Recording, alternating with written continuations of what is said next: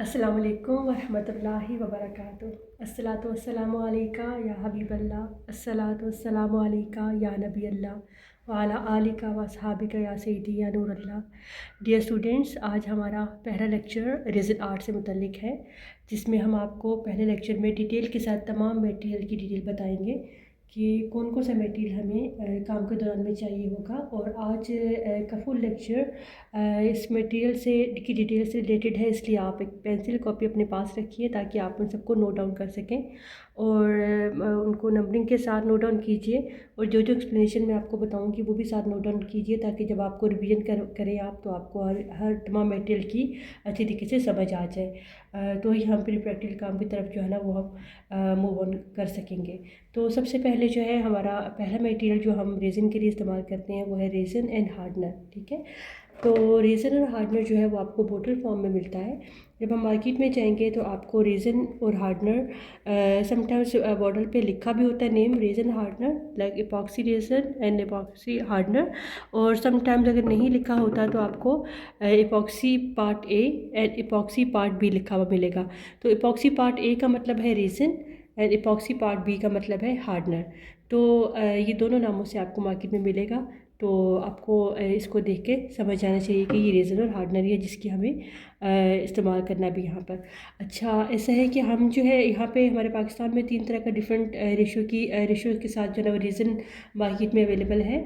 जो सबसे पहला रेज़न है वो होता है 1:1। ठीक है, 1:1 का मतलब ये होता है कि जितना हमने रेज़न यूज़ करना है उतना ही हमने हार्डनर को पोर करना है, उतना ही हमने हार्डनर को मिक्स करना है। मतलब अगर हमें 100 ग्राम रेज़न यूज़ करना है एक चीज़ में प्रोडक्ट में, तो उतना ही हमें 100 ग्राम ही हमें हार्डनर को उसमें पोर करके दोनों को इकट्ठा मिक्स करना है। ठीक है, तो वो 200 ग्राम दोनों को यकजान करके हमने यूज़ करना है।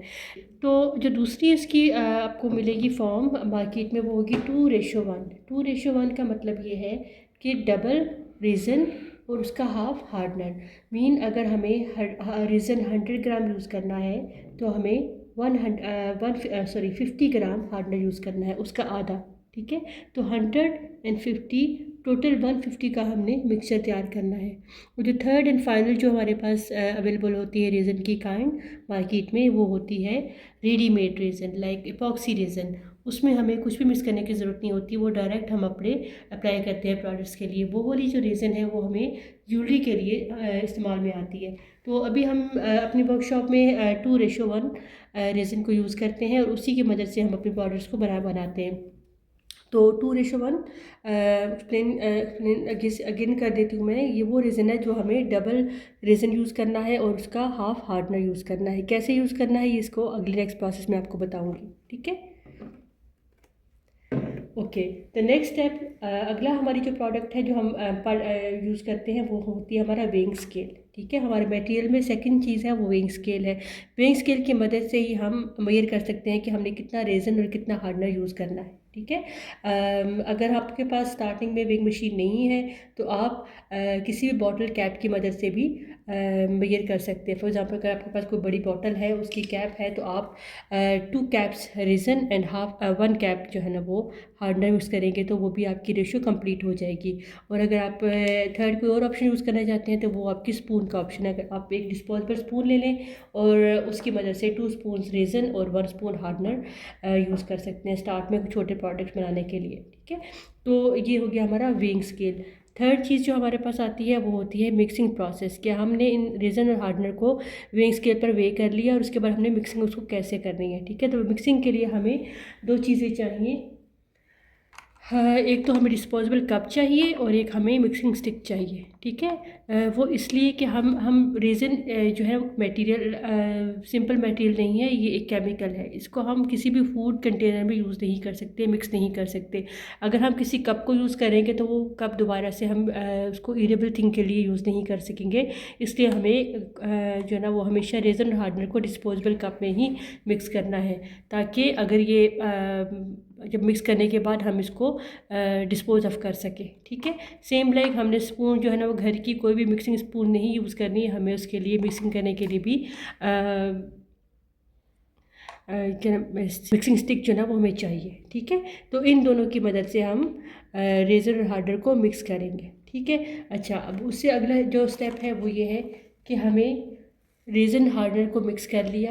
ठीक है, मिक्स करने के बाद हमने उसको कैसे यूज़ करना है, उसको यूज़ करने के 3 तरीके हैं। उसका कलर बिल्कुल एक ट्रांसपेरेंट कलर होता है, रेज़न का और हार्डनर का कलर बिल्कुल ट्रांसपेरेंट होता है। तो उसको कलरफुल बनाने के लिए हमारे पास 3 डिफरेंट ऑप्शंस होते हैं। एक तो होते हैं ग्लिटर्स। ग्लिटर्स की हेल्प के साथ हम अपने कलर्स को कलरफुल बना सकते हैं। लाइक देखिए, ये हमने कुछ ग्लिटर्स यूज़ किए हुए हियर। सो रेज़न के अंदर ग्लिटर मिक्स करने से हम अपने प्रोडक्ट्स को कलरफुल और स्पार्कलिंग बना सकते हैं। तो ग्लिटर्स मार्केट में डिफरेंट तरह के अवेलेबल हैं। जो हमारे पास अवेलेबल है वो है Chunky glitters and round glitters. ठीक है, तो मार्केट में जाएंगे तो आपको बहुत सारी डिफरेंट किस्म के और डिफरेंट कलर्स के ग्लिटर्स मिलेंगे, और वो आप जो है ना रेज़न में यूज़ कर सकते हैं। The second thing is the mica powder. ये पाउडर इसके नेम से ज़ाहिर है कि पाउडर फॉर्म में मिलेगा आपको। ठीक है ना, और इसका काम कलरफुल करना होता है उसको प्रोडक्ट को। डिफरेंट कलर्स का वैसे दोबारा से वही है कि इसके डिफरेंट कलर्स मार्केट में अवेलेबल है। जो भी आप अपने प्रोडक्ट को कलर देना चाहें, आप ट्रांसपेरेंट रेज़न के मिक्सर के अंदर इसको ऐड करेंगे और आप इसको कलरफुल बना देंगे। अच्छा, इसको हमने माइका पाउडर को हम थोड़ा अपनी तादाद, जैसे अगर हम चाहें तो थोड़ा ज़्यादा भी यूज़ कर सकते हैं, क्योंकि इसकी मदद से हम प्रोडक्ट के अंदर टेक्स्चर बनाते हैं। ठीक है। अच्छा, जो थर्ड थिंग है वो है हमारे पास pigment colour. Pigment colour paste की फॉर्म में आते हैं, ड्रॉप की फॉर्म में आते हैं। जैसे आई ड्रॉप, ईयर ड्रॉप्स होते हैं ना, बिल्कुल उसी तरीके से ये ड्रॉप की फॉर्म में आते हैं। हम ड्रॉप की फॉर्म में इनको निकाल कर हम जो है ना वो रेज़न में मिक्स करते हैं और उसको यूज़ करते हैं। Pigment is a colour, mica is a powder. ठीक है, ये ड्राई फॉर्म में होता है, ये लिक्विड फॉर्म में होता है। इन दोनों का काम सेम है तकरीबन, लेकिन इनकी जब आप मार्केट में बाय करने जाते हैं तो आप इनको देख कर आप बता सकते हैं कि ये पाउडर माइका पाउडर और ये। अच्छा, इनमें बेसिक जो मेन डिफरेंस है वो ये क्या है, वो ये है कि ये जो कलर है ना पिगमेंट कलर, ये सॉलिड कलर्स हैं। इनमें जो सिंपल सॉलिड कलर्स हम जब यूज़ करने प्रोडक्ट में तो हम कलर्स पिगमेंट कलर्स यूज़ करते हैं, लेकिन जब अगर हमने डिज़ाइनिंग करनी होती है प्रोडक्ट के अंदर, टेक्सचर देना होता है, तो हम पाउडर यूज़ करते हैं, माइका पाउडर। जैसे मैं आपको बताऊं कि ये हमने माइका पाउडर की मदद से जो है ना वो टेक्सचर दिया हुआ है। यही अगर हम सेम पिगमेंट कलर डालते हैं तो उसमें ये टेक्सचर इसमें ना आ सकता। ठीक है, तो ये हमारे पास माइका पाउडर की ये मिसाल है कि माइका पाउडर की मदद से हम अपने प्रोडक्ट के अंदर टेक्सचर यूज़ कर सकते हैं, टेक्सचर क्रिएट कर सकते हैं। बट जब हम लोग पिगमेंट कलर यूज़ करते हैं तो ये जैसे ये वाइट कलर है, ये पिगमेंट कलर है, तो ये एक सॉलिड कलर है, इसके अंदर कोई भी टेक्सचर नहीं है। ठीक है, तो ये इन दोनों का डिफरेंस है, जो मेन डिफरेंस है। अच्छा, नेक्स्ट आ गया। नेक्स्ट ये है कि जब हमने अपनी प्रोडक्ट को अपने रेज़न हार्डनर मिक्सर को मिक्स कर लिया और उसके बाद उसको हमने कलर भी दे दिया, तो फिर हमने उसको क्या करना है, नेक्स्ट में हमने क्या करना है कि हमें मोल्ड चाहिए। ठीक है, मोल्ड की मदद से हम कोई भी शेप, जैसे ये हार्ट शेप में है, ठीक है, ये हार्ट शेप में है, राउंड शेप में है, ओवल शेप में है, तो ये डिफरेंट तरह के मोल्ड्स मार्केट में अवेलेबल होते हैं। इन मोल्ड्स की मदद से हम ये एज ए सांचा आप उसको यूज़ करते हैं। हम जो प्रोडक्ट का मिक्सचर जो बनाया हम उस पर पोर करते हैं, जब वो ड्राई हो जाता है तो वो उसको हम उसको जो हम इसमें से डीमोल्ड कर लेते हैं। ठीक है, तो मोल्ड हमारा जो नेक्स्ट प्रोडक्ट है, जो मटेरियल है वो मोल्ड है। अच्छा, अब मोल्ड को यूज़ करने के लिए हमारे पास नेक्स्ट जो स्टेप है वो ये है कि मोल्ड को जितना ज़्यादा क्लीन करके हम यूज़ करेंगे उतना ही ज़्यादा हमारी प्रोडक्ट जो है वो शाइन करेगी। ठीक है, तो मोल्ड को क्लीन किए बगैर, अच्छा, इस मोल्ड को पानी से क्लीन करना बेकार है, क्योंकि पानी के से क्लीन करने में इसमें वाटर ड्रॉप्स रह जाते हैं, वाटर के स्टेन्स रह जाते हैं, और जब प्रोडक्ट बन के तैयार होते हैं तो उसके ऊपर आपको वो वाज़ेह दिखते हैं। तो उसको क्लीन करने के लिए हमें टेप चाहिए होती है। ठीक है, इस टेप की मदद से, इस टेप को हम लोग उंगली के गिर्द लपेट के, इस टेप की मदद से हम मोल्ड को इसके अंदर से क्लीन करते हैं। और इस टेप जो है ना, इसके अंदर से वो सारी जो इंसानी आँख ज़रात नहीं देख सकती है मटीरियल, ये क्लीन कर देगी, और उसके बाद फिर हम जो है ना वो उसमें प्रोडक्ट को अंदर पोर करेंगे। ठीक है, ये 2 स्टेप्स हो गए। उसके बाद जो नेक्स्ट स्टेप है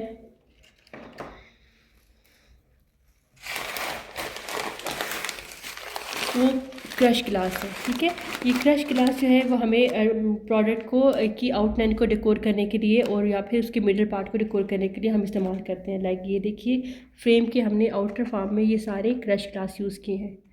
ठीक है, इस क्रश ग्लास की मदद से ये इधर भी क्रश ग्लास की मदद से प्रोडक्ट की आउटलाइन डिफ़ाइन होती है, ठीक है, और ये बहुत खूबसूरत लगते हैं। इन क्रश ग्लास को हम डिस्पोजेबल बिल्कुल एक नेचुरल कलर में लेते हैं इसको, और उसके बाद उसमें कलर भी ऐड किया जा सकता है। For example in crush glass को हम ब्लैक कलर भी ऐड कर सकते हैं, वाइट भी, ब्लू भी, एनी कलर जो भी आपकी चॉइस का कलर हो वो इसके अंदर हम जो है ना वो इसमें ऐड कर सकते हैं। कैसे करेंगे वो अगला नेक्स्ट स्टेप है, ठीक है। अच्छा, इसके अलावा हमारे पास कुछ होते हैं प्रेस फ्लावर्स। प्रेस फ्लावर्स जो है ना वो भी हम प्रोडक्ट को खूबसूरत बनाने के लिए यूज़ करते हैं। जैसे ये प्रेस फ्लावर्स हमने ट्रे में यूज़ किए में। अच्छा, इसमें बहुत से लोग ये गलती करते हैं कि वो फ्रेश फ्लावर्स यूज़ करते हैं, कि ये फ्रेश फ्लावर्स जो है ना जब भी हम यूज़ करते हैं उनका कलर ब्लैक हो जाएगा, डार्क हो जाएगा। तो रेज़िन में जो कि एक वो है रेज़िन में हम लोग क्या करेंगे, यूज़ करेंगे, हम press flowers use, dry flowers use करेंगे, ठीक है। तो रेज़िन एक केमिकल है, इसलिए केमिकल जो है ना अगर उसमें कोई नमी वाली चीज़ डालेंगे तो वो अपना कलर चेंज कर देगी। तो आपने अगर कोई बहुत खूबसूरत फ्लावर उसमें डालेंगे, डायरेक्ट डालेंगे विदाउट उसको प्रेस किए, तो वो आपका अपना कलर जो है ना वो ब्लैक का हो जाएगा उसका। इसलिए हमेशा आप प्रेस फ्लावर यूज़ कीजिए। प्रेस फ्लावर्स आपको मार्केट से भी मिलते हैं रेडीमेड, और अगर आप उनको खुद ड्राई करना चाहें फ्लावर्स को तो उसके लिए आपको सिलिका जेल लेनी पड़ेगी मार्केट से। सिलिका जेल की मदद से आप अपने फ्लावर्स को ड्राई कर सकते हैं। आपको सिलिका जेल लेनी है, इसी तरह के एक जार में नीचे बिछानी है, ऊपर फ्लावर्स डाल दें और उसके ऊपर दोबारा एक और सिलिका जेल की डाल के आप कंटेनर को एयर टाइट कर दें, और 2 डेज़ के बाद जब उसको खोलेंगे तो आपके फ्लावर सारे ड्राई होंगे, और वो जो सिलिका जेल जो रह जाएगी पीछे वो आप दोबारा भी यूज़ कर सकते हैं, ठीक है। ओके, अच्छा, नेक्स्ट स्टेप ये है कि जब हम अपने प्रोडक्ट को पोर कर लेते हैं उसके बाद हमें उसको डेकोरेट करने के लिए कुछ स्टिकर्स चाहिए होते हैं। ये हमने स्टिकर्स जो है ना वो प्रिंट आउट करवाए हैं, ठीक है।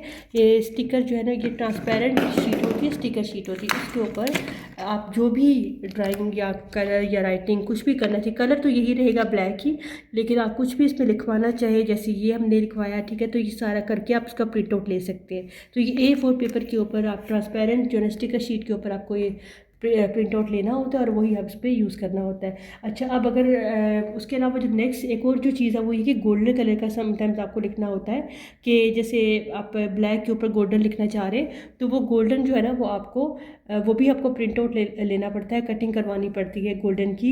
वो कहाँ से करवानी पड़ती है, वो मोटरसाइकिल की जो डेकोरेशन शॉप्स होती है ना मोटरसाइकिल्स की, वहाँ से वो आप उनको डिज़ाइन बताएंगे, वो आपको प्रिंट आउट करके दे देंगे, जो भी आप डेकोर करवाना चाहें, लिखवाना चाहें कुछ भी, ठीक है, तो वो आपको कटिंग करके देंगे उसकी।